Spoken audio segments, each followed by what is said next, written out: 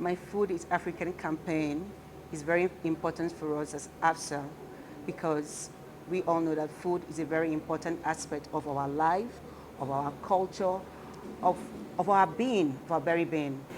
If you take away anybody's food, you're practically taking away the source of existence of the people. If food tells a lot about the people, I mean, if you come to, we're in Ethiopia right now, and I say injera, you know it's from Ethiopia. If you come to Nigeria, for instance, and I say, oh, looking for Edikai Kong, you know that you even know what part of Nigeria where that food is coming from. If you say banga, if you say starch, we know exactly where it's coming from. If you go to Uganda, you say matoke, everybody knows where it's coming from.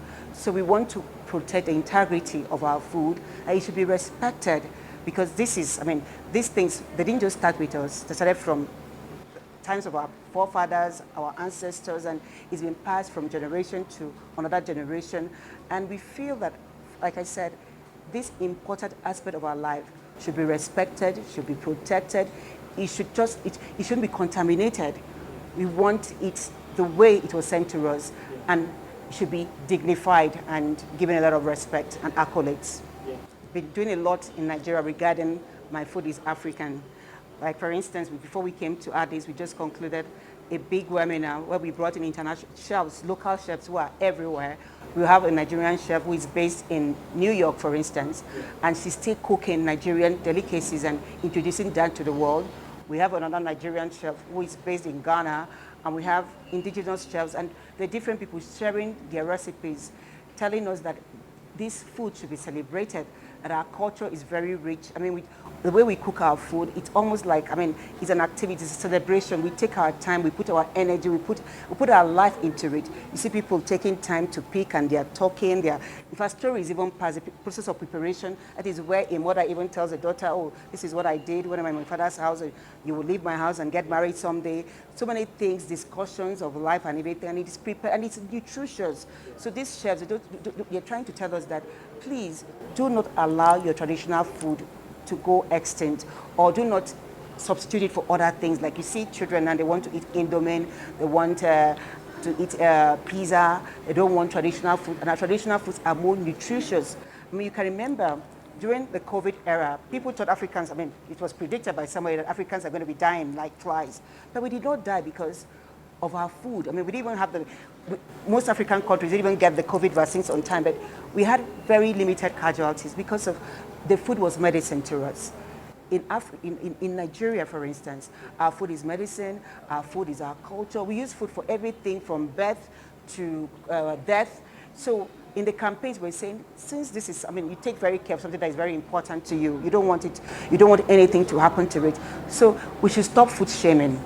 And we have this campaign and also webinars and meetings, and we're going to have a food fair. We're telling people, tell somebody I want to eat maybe eba, that is made from cassava and maybe our popular soup, and somebody starts laughing. So that is, it's very, very nutritious food. It gives you life, it gives you, you don't even need, sometimes when you are sick, you eat vegetables, you don't even need to take tablets, medication, you eat that food. So we said people should stop food shaming, that our food is all that we need. So we are in this campaign to re-educate and for people to relearn that if you're eating, be proud of it, own it. Just like people own, they're watching soccer and you belong to maybe different clubs and you say, I belong to this. Oh, you say, this is my food. We want, maybe in some years to come, if I go to NBC like Rome, I can say I want to eat a Nigerian, and they should have it.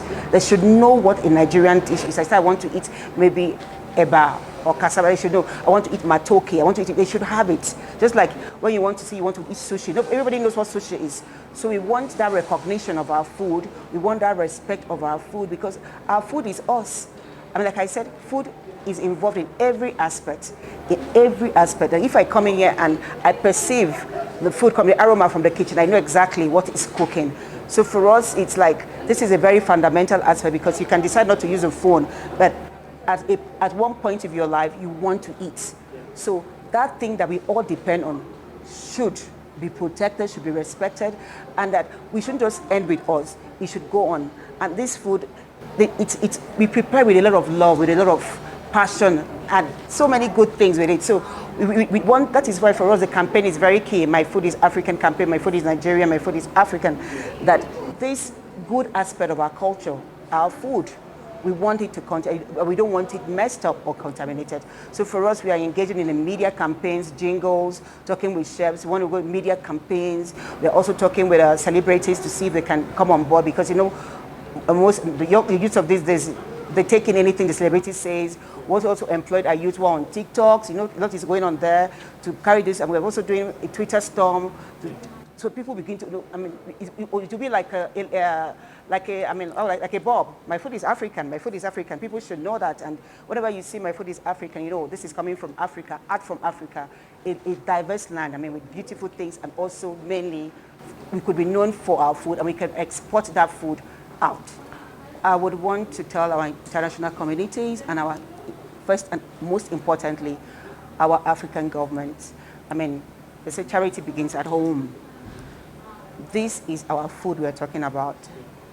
If anything happens to our food, that means extinction has started, because that is where it starts. If somebody captures your food, somebody has taken over you, because there's a maxim that says you are what we eat. Don't allow what you eat you.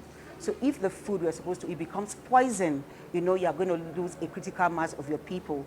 So this is very important. They should begin to see it as something that they should really, really look at, and begin to make very good policies that will protect our food, that will protect the seeds, because that is where it comes from the farm to the table. So they should ensure that these policies are people-friendly, that the farmers who produce this food also will be able to feed themselves. That they should also ensure that corporations don't capture our food and distort or contaminate them. Because if you take my food, for instance, cassava, and you start tinkering with it, and it's no longer cassava, it is something else, because you've changed what I know as cassava, and you say you want to make it cassava is high on carbohydrates, and we don't eat it alone. We eat it with something called soup, edikaikon. Edikaikon has other things. So traditionally, we combine these things. So don't come and say you want to make cassava carbohydrate. No, please don't. Thank you. We know how we eat cassava with some other thing. So please don't contaminate those, our natural food. Otherwise, you are changing them. It will no longer be what we know. You are giving it something different. So we want our government to maintain integrity of our food, of our people, because that is our identity, that is our dignity. We should be respected. And for the international communities, if you say you want to help people, please speak to us, we the people. Speak to the communities. Don't speak to the fund, don't speak to the corporations, don't speak to people who are only interested in making money from the people, because they are just businessmen. They are not just interested in it, they're just interested in smiling to the bank and making money. So if you say you want to help us, if you're really interested in the people, then speak to the people. And we're saying that our food is African. My food is African, and that we want this food to be what we know, what we are used to. We don't want it contaminated, we don't want it distorted, we want it to stay the way it is, and that we can feed ourselves. That please, we ensure that people who are just business people do not take away the right for us to all eat what we are used to and to what we want. Because we believe in food sovereignty, the right to eat what we want, how we want it, and the quantity we want it, not just some quantity of food because it's food. No, our food means more than that, and that's why I said my food is African and our food is African. Thank you so much.